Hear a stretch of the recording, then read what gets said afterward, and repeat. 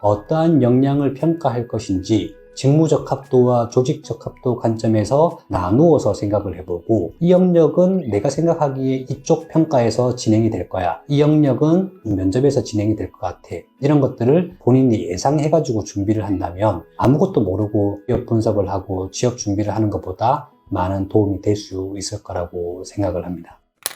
안녕하세요. 리얼버프입니다. 오늘 이야기 드릴 부분들은 취준생이 꼭 알아야 할 것들 중에서 인사 담당자 입장에서 한번 고민해보면 어떨까 하는 생각이 들었습니다. 실제 취업 준비생들은 취업 준비를 할 때 지금까지 쌓아왔던 본인들의 그 이력사항들과 자격증, 이런 경험들을 작성을 하고 평가를 받게 되는데, 정확히 어떤 항목에서 무엇을 평가하는지는 취업 준비생들께서는 잘 모를 수 있습니다. 그래서 오늘 설명드릴 내용은 기업의 채용 설계와 평가의 원리라는 부분입니다. 제가 지금까지 채용 업무만 계속 진행을 했고, 우리 기업의 채용 업무가 아니라 남의 기업 채용 업무만 하고 돈을 벌어왔던 회사라고 볼 수 있습니다. 그래서 저희가 직접 인사 담당자분들과 고민을 하고 어떻게 채용을 설계를 하는지 이걸 이해할 수 있다면 아무래도 취업 준비생들께서 취업 준비할 때 좀 도움이 많이 될 거라고 생각을 합니다. 일단 한번 고민을 해봤으면 좋겠습니다. 여러분이 만약에 인사 담당자라고 한다면 어떤 항목들을 평가를 할까요?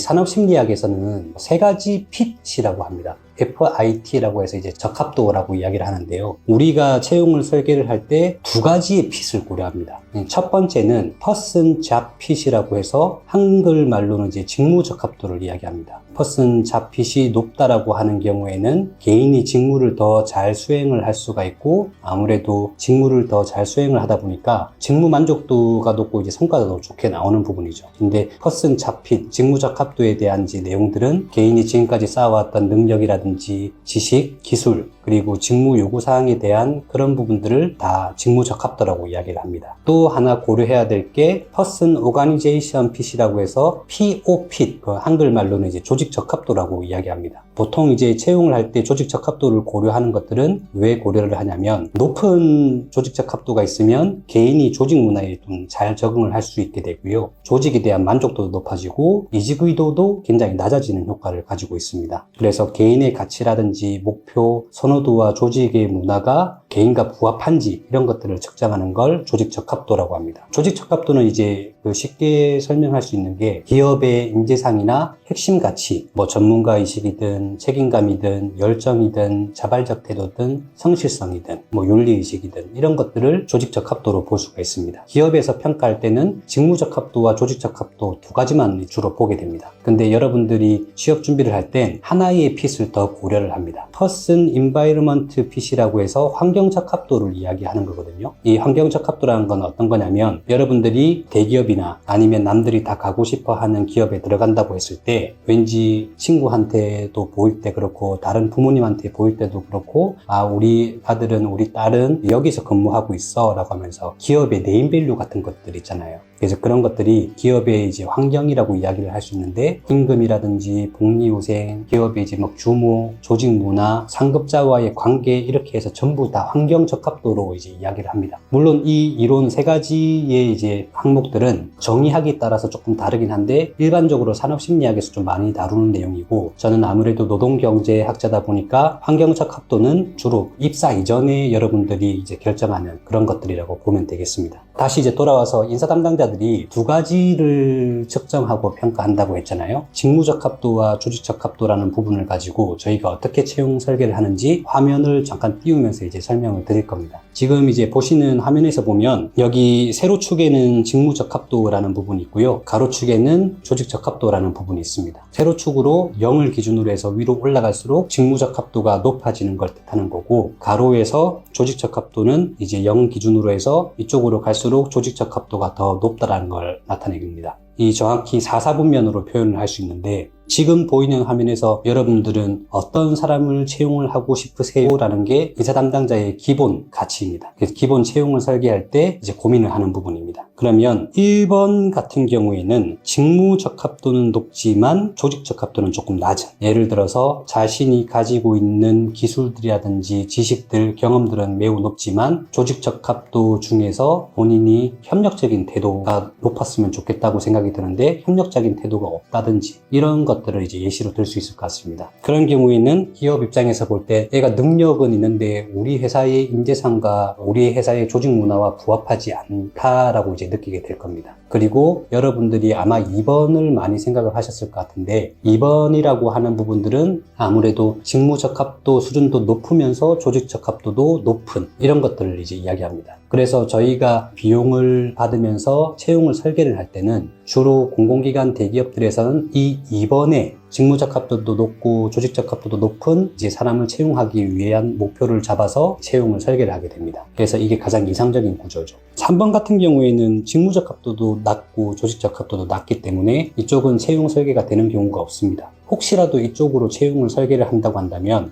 회사를 망하게 하려는 목표와 방향이 있다고 한다면 이상한 사람을 채용을 해서 회사의 조직 분위기를 망치면서 회사를 폐업이라고 해야 되나? 그렇게 만들 수는 있겠죠. 근데 실제로 이런 경우는 거의 없습니다. 그리고 4번 같은 경우에는 직무 적합도는 이제 좀 높지 않지만 조직 적합도가 높은 경우를 뜻합니다. 실제로 2번에서 채용 설계를 가장 많이 하긴 하지만 4번도 채용 설계를 굉장히 많이 합니다. 예를 들어서 이제 어떤 경우라고 보면 되냐면 이전에 있던 직장에서 영업사원 분들이 있는 영업팀이 있는데 그 영업사원 분들은 기본급에다가 성과급으로 운영되는 케이스입니다. 그런데 영업사원들은 어떤 영업사원들이든지 대부분 조금 이직이 많은 편입니다. 그래서 이직을 하지 않는 목표로 채용 설계를 하자라는 그 관점을 가지고 접근을 하게 되면 직무에 대한 수준, 영업력에 대한 부분이라든지 그런 기술들이나 스킬들은 좀 떨어질 수 있겠지만 영업을 하는 기간 동안 자신이 받을 스트레스라든지 극복해야 될 그런 어려움이라든지 이런 것들을 잘 극복할 수 있는 사람들을 채용 과정에다가 녹여서 설계를 하게 되면 이분들이 오랫동안 근무하면서 이제 영업 스킬을 배워나가고 점차적으로 실력을 높일 수 있는 그런 채용 설계를 하게 되는 겁니다. 저희가 중요하게 생각하는 첫 번째 단계는 직무 적합도와 조직 적합도 이 두 가지를 4사분면 기준으로 어떤 2번을 목표로 할 건지 4번을 목표로 할 건지 혹은 1번을 목표로 할 건지 그렇게 이제 설계를 하게 되는 거고요. 직무 적합도, 조직 적합도 이 두 가지의 가장 큰 영역에서 조금 더 이제 쪼개어 보면은 이렇게 이제 설명을 할 수 있을 것 같습니다. 직무 적합도는 우리가 여러분들이 지금까지 준비해 오셨던 이력서에 관련된 부분이 많습니다. 학교 교육 수준이라든지 직업 교육 수준, 그리고 여러분들이 준비해 왔던 직무와 관련된 자격증, 경력직이라면 직무 관련된 경력, 신입이라고 한다면 직무와 유사하게 좀 비추어 볼 수 있는 그런 경험들, 직무가 어학이 필요하다면 어학 같은 것들, 이런 것들이 직무 적합도를 판단하는 기준이 되는 거고요. 그 다음에 조직 적합도를 이제 보자고 한다면 우리 모든 기업들에서 희망하는 그 사람들의 성향과 관련된 부분이죠. 이 성향들은 열정이라든지 책임감, 대인관계, 조직 헌신, 윤리의식, 성실성 이런 것들을 이제 조직 적합도라고 합니다. 근데 요구 수준이 직무마다 회사마다 조금 다 다릅니다. 왜냐하면 기업의 환경 아니면 그 조직의 분위기 그리고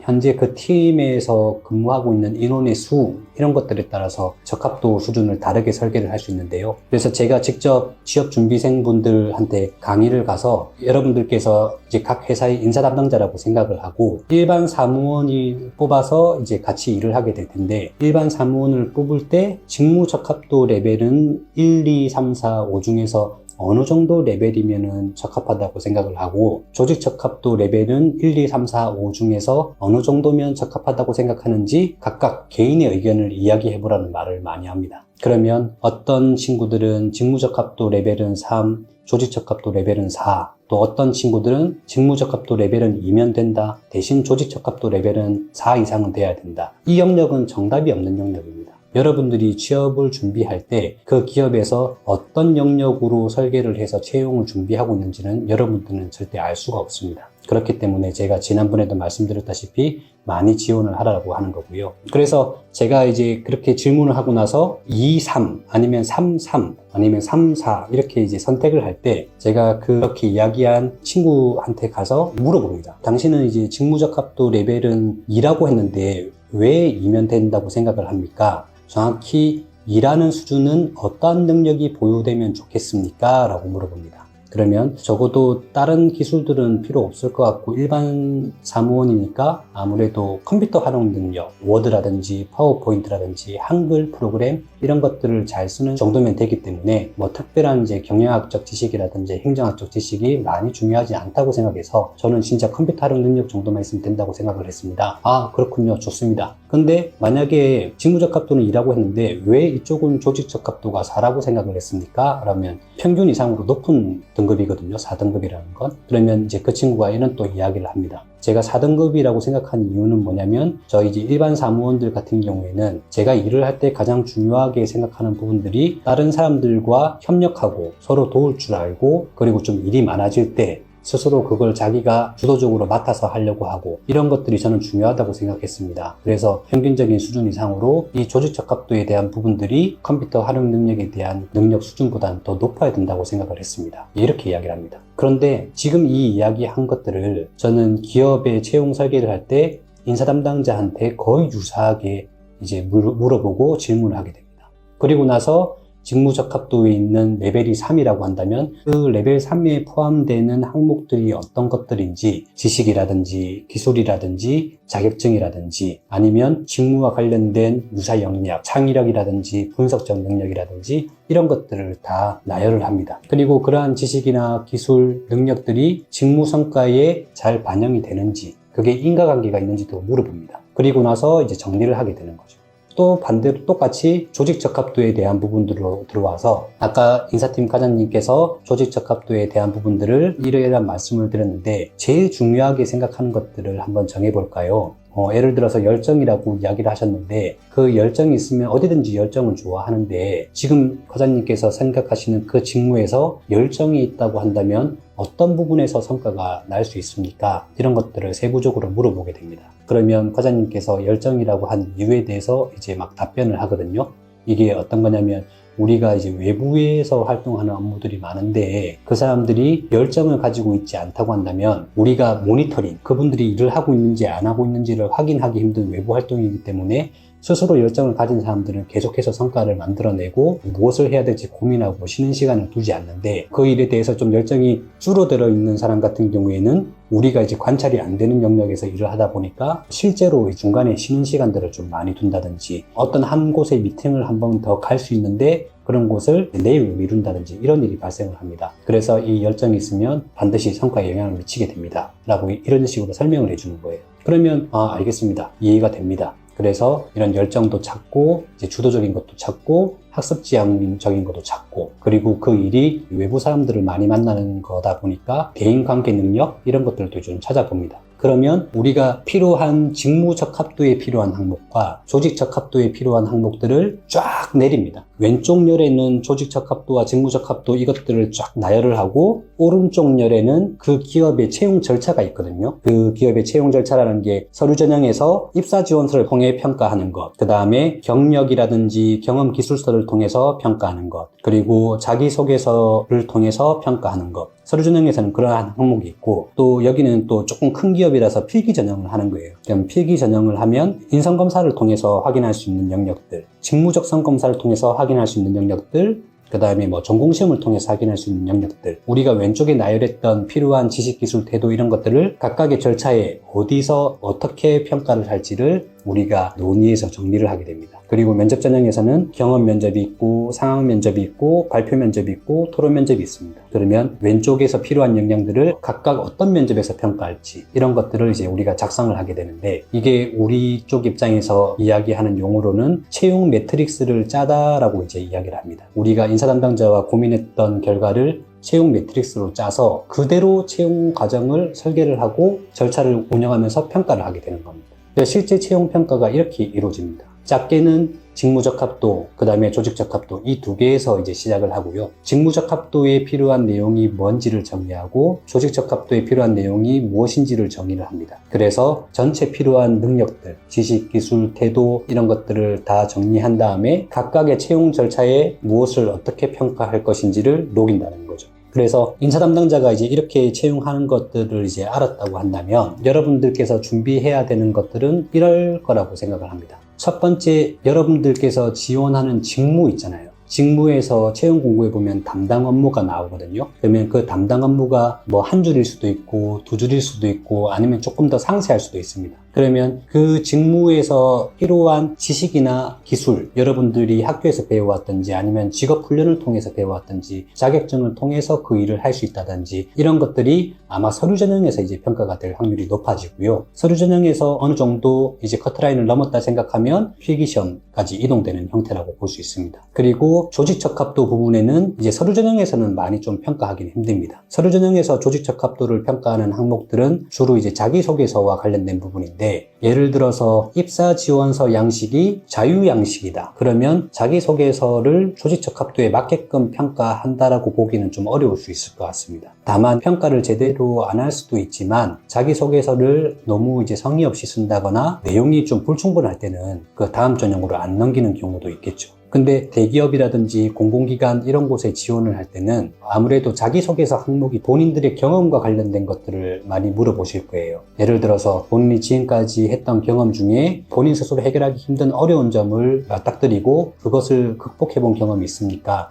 그렇다면 상세하게 작성해 주십시오. 이런 형태의 질문이 있을 겁니다. 그러면 그와 관련된 역량을 조직적합도의 부합 측면에서 자기소개서 평가를 한다라는 것들을 반증할 수 있습니다. 이제 또 여러분들께서 준비하셔야 될 것들은 뭐냐면, 직무 지식 기술과 관련된 부분들은 주로 지금까지 쌓아왔던 항목에서 측정이 되는데, 조직적합도와 관련된 부분들이 인재상 핵심 가치 이런 부분인데, 이런 부분들은 첫 번째로 인성검사를 통해서 여러분들이 이제 고객 지향성 있는지 상실성 있는지 이런 것들을 좀 측정을 하고요. 근데 인성검사에서 크게 떨어지는 경우는 없습니다. 왜냐하면 저희가 정규분포로 해서 S등급, A등급, B등급, C등급, D등급 이렇게 나누기도 하는데, 인성검사는 기본적으로 자기 진단 검사이기 때문에 그 등급에 대한 높고 낮음은 이제 많이 중요하진 않습니다. 근데 인성검사 같은 경우에는 인성검사를 만드는 사람들이 전문가인데, 그 전문가들이 여러분들이 검사에 대한 왜곡들을 막기 위해서 여러 가지 부비 트랩을 설치하게 됩니다. 뭐 응답 신뢰도와 관련된 그런 영역인데, 인성검사 등급이 낮아서 떨어진다기보다는 응답 신뢰도, 이 사람이 검사를 체킹한 거에 대해서 믿지 못한다는 결과가 나왔을 때는 대기업이나 공공기관에서는 좀 불합격이 할 수 있는 부분이라고 생각을 합니다. 그 다음에 이제 인성검사가 이제 끝나고 나면 필기시험을 치는 경우도 있고 안 치는 경우도 있고, 그 다음에 면접 전형으로 넘어가게 될 건데, 주로 우리는 회사에서 필요한 역량들은 면접에서 보통 평가를 합니다. 그게 이제 왜 그러냐면, 여러분들이 이력서를 엄청 많이 쌓아왔다 보고 여러분들이 어느 정도 지식이나 기술이 많이 능력이 있다고 이제 가정을 한다 하더라도, 실제 회사에 들어가게 되면 그러한 지식이나 기술들을 쓸 수 있는 환경이 많이 없고 현실은 조금 많이 다릅니다. 그래서 교육과 직무 간의 연계성이 떨어진다고 해서 NCS라고 하는 이제 국가직무능력 표준을 만들어서 산업계에서 요구되는 지식기술 태도를 학교에서 교육시켜 달라는 의미로 그런 정부에서 추진하는 정책들도 있습니다. 어쨌든 이제 여러분들이 이제 평가를 받는 중요한 것들은 조직적합도와 관련된 부분인데, 그 조직적합도와 관련된 역량들 속에서 직무와 관련된 뭐 창의력이라든지 이런 것들도 평가될 수가 있습니다.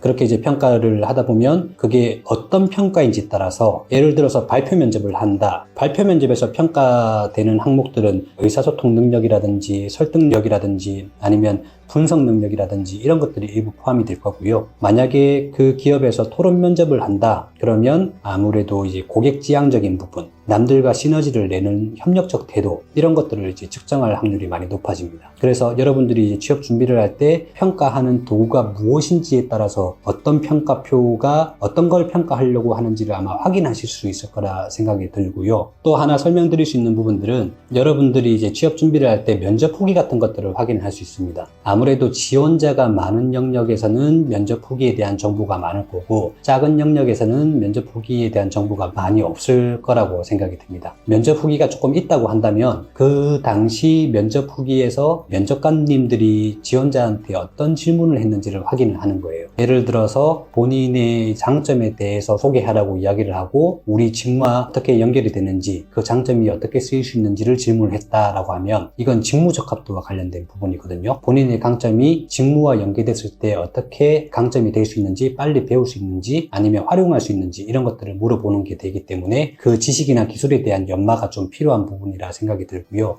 그 다음에 또 조직 적합도와 관련된 예시로 볼 때 지금까지 경험 중에 같이 팀 프로젝트를 할 때 팀원들끼리 갈등 상황이 발생을 했을 때 어떻게 조치하시겠습니까? 어떻게 조치했던 경험이 있습니까? 이런 질문을 했다라고 한다면 그 평가표에는 아무래도 협력적 태도, 대인관계, 갈등 해결 이런 것들에 대한 평가 요소가 될 겁니다. 그래서 면접 후기를 보고 담당 업무를 보고 나면 우리 최초의 인사 담당자랑 설계할 때 조직 적합도와 직무 적합도를 세부적으로 쪼개서 채용 과정에 녹인다라고 했는데 역으로 환산을 할 수가 있습니다. 어떤 것들을 평가하는지를 이제 여러분들이 열심히 찾아가지고 필요한 역량이라고 되는 것들을 왼쪽 열에 쭉 나열을 하고 오른쪽 열에는 그 기업의 채용 절차를 나열한 다음에 이 영역은 아마 이력서에서 평가가 될 것 같아.